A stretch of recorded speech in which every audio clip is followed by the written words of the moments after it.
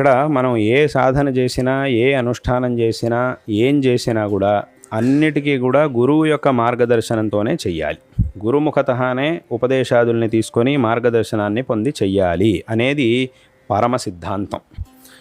అందుకే భగవంతుడి యొక్క అవతారాలని గనక మనం చూసినట్టయితే, స్వయంగా భగవంతుడు శ్రీరామచంద్రుడి రూపంలో అవతరించినప్పుడు భగవంతుడు కూడా ఏం చేశాడు, రాముడు కూడా ఏం చేశాడు అని అంటే, వశిష్ఠ మహర్షి విశ్వామిత్ర మహర్షుల్ని గురువుగా స్వీకరించి వాళ్ళ నుంచి విద్యలను అభ్యసించాడు అనేటటువంటి దాన్ని మనం రామాయణంలో చూస్తాం.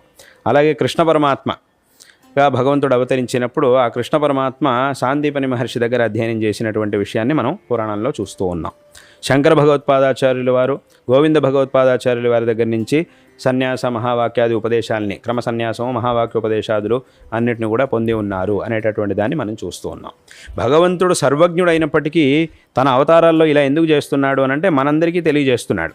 యద్యపి భగవంతుడి గురువు యొక్క అవసరం లేదు, ఆయనే అందరికీ గురువు, జగద్గురువు. కాబట్టి మనం ఆ భగవంతుడి యొక్క అష్టోత్తరాలను చూస్తే అన్నింటిలోనూ జగద్గురువు అని నామం ఉంటుంది. కృష్ణం వందే జగద్గురు, కృష్ణ పరమాత్మ. రామాష్టోత్తరంలో జగద్గురవే నమః అని నామం ఉంటుంది. శివాష్టోత్తరంలో జగద్గురవే నమః అని నామం ఉంటుంది.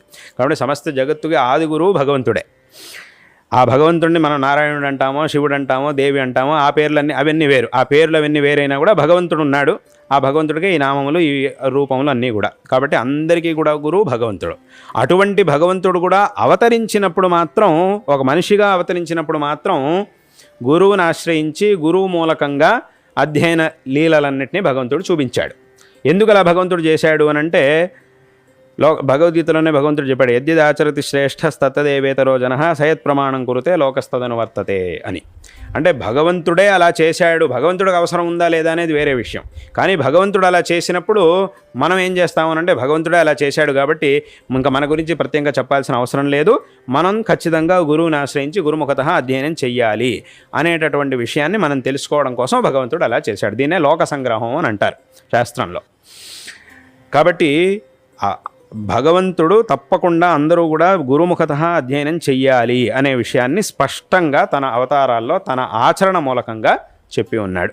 అదేవిధంగా తన వచనంలోనూ భగవంతుడు స్పష్టంగా గీతలో చెప్పాడు, తద్విద్ధి ప్రణిపాతైన పరిప్రశ్నైన సేవయ ఉపదేక్ష్యంతి తే జ్ఞానం జ్ఞానినస్ తత్వదర్శినః.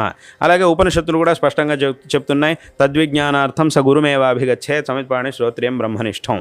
అంటే అక్కడ బ్రహ్మతత్వం గురించి చెప్పుండొచ్చు, కానీ బ్రహ్మతత్వం విషయమే అలా ఉన్నప్పుడు ఇంకా అన్ని విషయాలని గురించి గురువుని ఆశ్రయించాలనేటువంటి విషయాన్ని ప్రత్యేకంగా చెప్పాల్సిన అవసరం లేదు. కాబట్టి గురుముఖతః అన్నిటినీ అధ్యయనం చేయాలి అని చెప్పారు. అయితే ఇక్కడ వచ్చేటటువంటి ప్రశ్న ఏమిటంటే, ఎందుకు గురుముఖతఃనే చెయ్యాలి?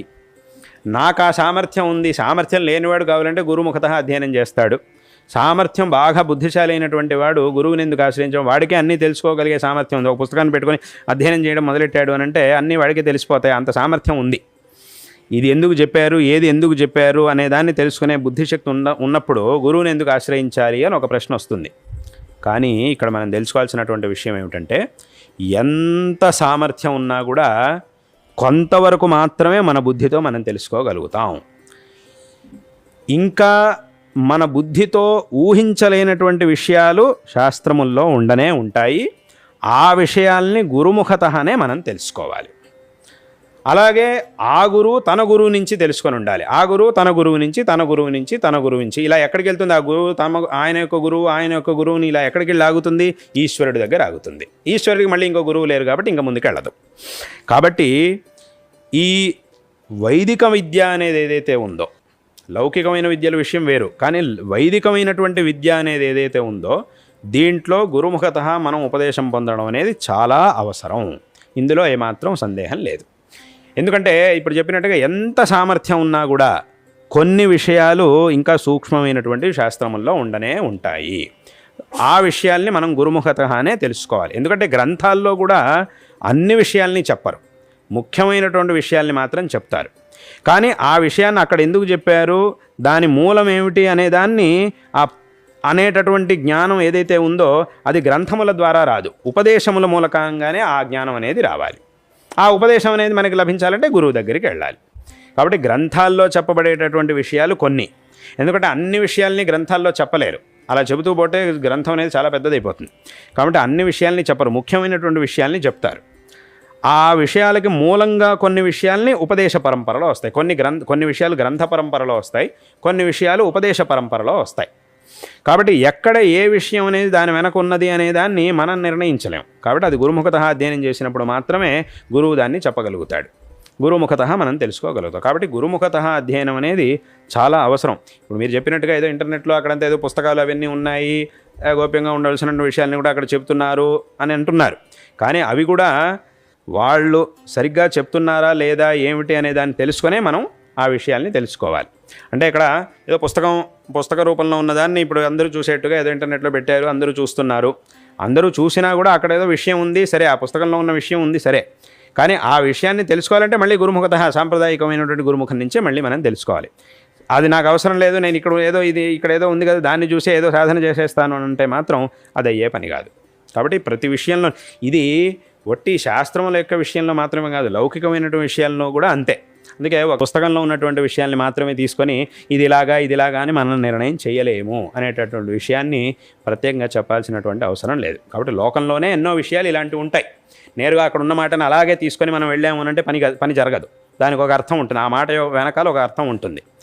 అది ఎవరికి తెలుస్తుంది అని అంటే ఆ పరంపరలో వచ్చినటువంటి వాడికి మాత్రమే తెలుస్తుంది. అదేవిధంగా తత్వంలోనూ అంతే. కాబట్టి గురువు యొక్క ఉపదేశం మనకి ఎంత బుద్ధి సామర్థ్యం అనేది ఉన్నా కూడా కొంతవరకు మాత్రమే మనం వెళ్ళగలుగుతాము. సంపూర్ణంగా విషయాన్ని మనం తెలుసుకోవాలి అని అంటే దానికి గురువు యొక్క మార్గదర్శనం అనేది ఆవశ్యకం. కాబట్టి ఏమున్నా కూడా గురుముఖత మనం ఉపదేశాన్ని పొందాలి. ఆ గురుముఖత ఏవేవో అనువాదాలు ఉన్నాయి, ఏవో పుస్తకాలు ఉన్నాయి, అనువాదాలు వ్యాఖ్యానాలు ఉన్నాయి, వాటన్నింటినీ పెట్టుకొని అవన్నీ కూడా మనం ఆలంబనగా తీసుకోవాలి. కానీ మళ్ళీ అంతిమంగా ఉపదేశం మాత్రం గురువు నుంచే తీసుకోవాలి. కాబట్టి ఈ విషయాన్ని అందరూ కూడా తెలుసుకోవాలి. కాబట్టి చక్కగా గురువు యొక్క మార్గదర్శనాన్ని అందరూ కూడా పొందాలి అనేటటువంటి విషయాన్ని అందరూ తెలుసుకోవాలి.